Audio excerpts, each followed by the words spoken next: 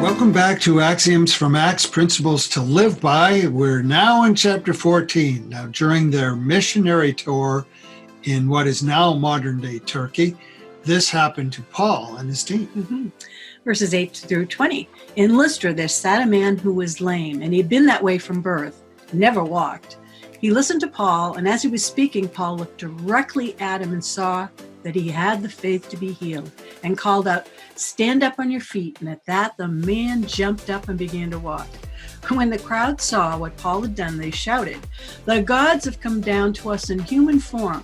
But when the apostles Barnabas and Paul heard of this, they tore their clothes and rushed out into the crowd, shouting, "Friends, why are you doing this?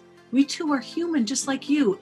Even with these words, they had difficulty keeping the crowd from sacrificing to them.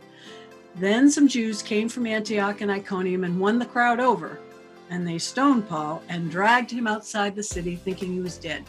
But after the disciples had gathered around him, he got up and went back into the city.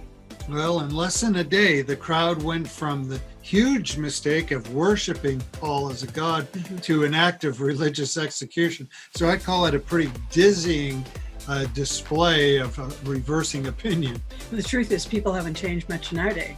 Right. So our axiom is God and his message always remain constant, but people don't.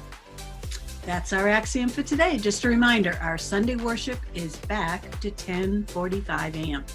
See you then.